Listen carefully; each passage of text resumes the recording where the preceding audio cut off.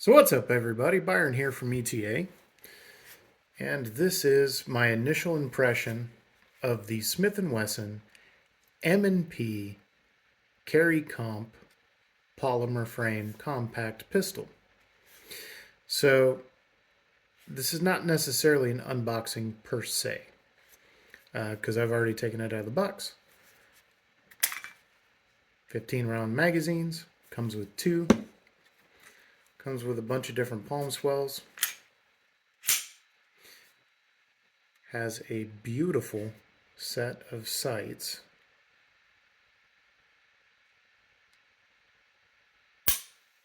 Very nice trigger. Very nice reset. And just a nice overall trigger.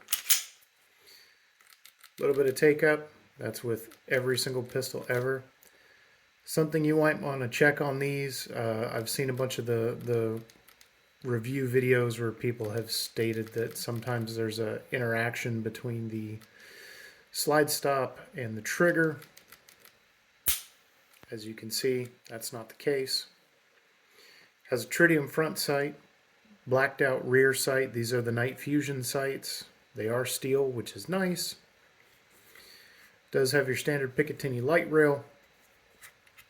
Now I've changed out the back strap for, there's like two of them that are in the medium category, and this one just happens to have a slight palm swell with the medium, and I find that it just makes everything line up nice. It feels good in the hand. We're going to be taking this out to the range. I will be running a 1,000 round review on the channel, so please stay tuned for that.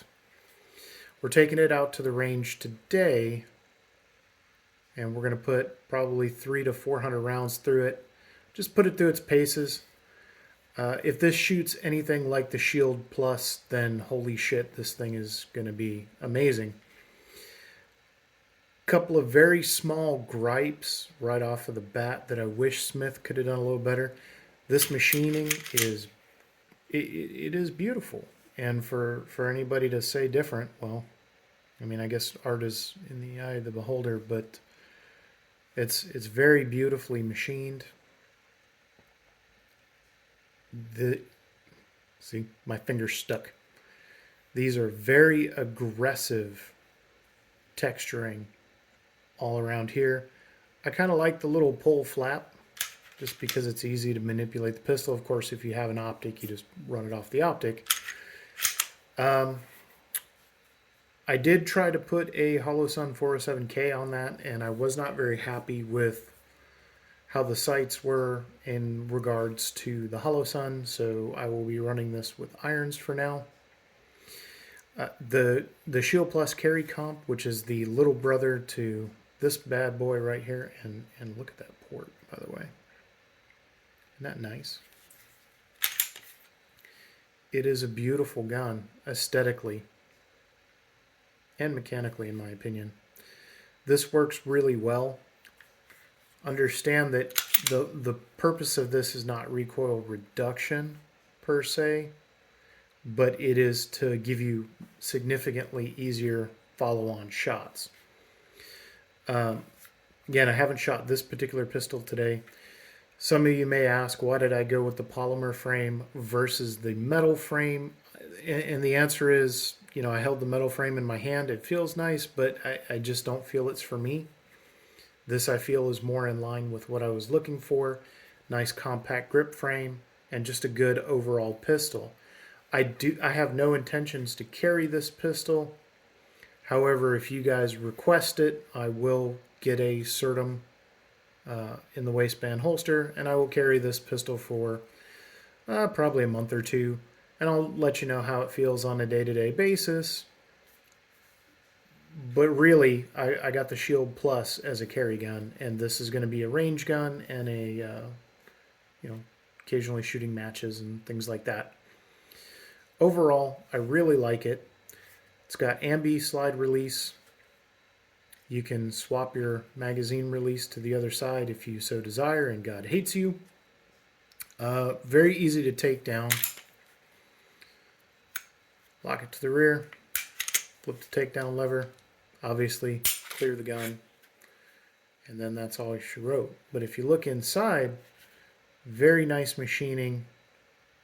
Just overall, a very nice pistol. Now, for some of you guys that may experience the lifting issue when you pull the trigger for the slide lock, you have to kind of sort of bend your interface point here and over here, and you just have to adjust it a little bit, and then once you get it bent back, it'll be good to go.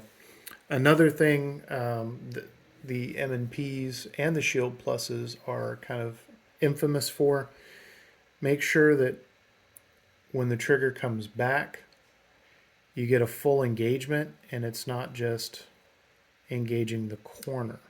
You want to have a full engagement on the sear for the release.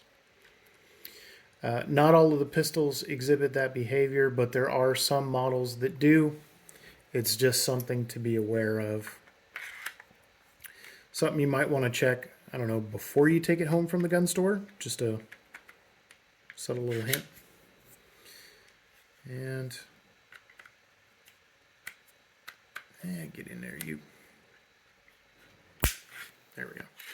So I actually had this popped up just slightly, which was preventing it from going into, but just make sure that's seated, and away you go. Now, the slide release on this pistol is significantly larger than on the Shield Plus, so I don't anticipate any of the issues that I had with the Shield Plus to carry over to this, simply because of how it's designed. But overall, I mean, I've got pretty big hands, so I'll give you that for a comparison. But even with the medium fat boy, and I call it the medium fat boy because it hasn't increased this dimension, but it has marginally increased the palm swells. I mean, you can just get a nice tight grip on the pistol overall. It's a very beautiful gun, and I like it quite a bit. So this is Byron. This is my pre-review, if you will. Not doing a whole lot of editing on this. I am still editing all of my in-depth tabletop for the Shield Plus and the Shadow System CR920. I sincerely apologize. I had to take some work trips in between my normal range trips, so I had to slow that down. In terms of recoil spring, some people have said they felt it's oversprung. If anything, I feel that this is actually sprung less than the Shield Plus. We'll find out when I get it to the range. We'll see how I feel about it. You can kind of see this cocking shelf now a little better. If you have arthritic hands or smaller hands, that might be where you want to move it. Bigger hands, you can grab it here. Some of the reviewers I've noticed have complained that there's not a lot of area to grab on the slide to manipulate the slide. I'm going to say that they've clearly never handled a CZ anything. But I mean, even with just this little area here, I can manipulate the slide. I can come over the top. I can come from the back. Left-handed, whatever.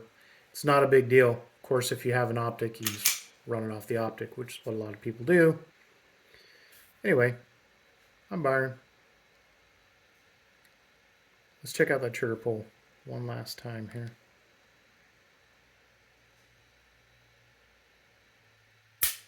I don't have my trigger gauge with me. It's still down at my other place.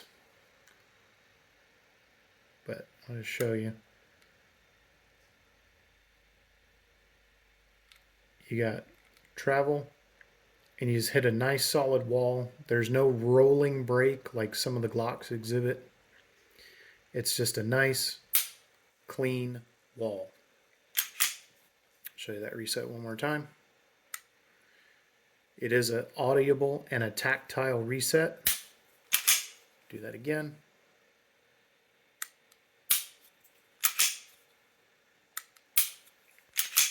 So overall, it's a very nice trigger. And for the people that don't care for the trigger out of the box, I gotta say, on the Shield Plus, after 1,000 rounds, it really kind of came into its own. So I'm Byron. Y'all have a great rest of your day. I'm gonna go put some rounds on target. Later.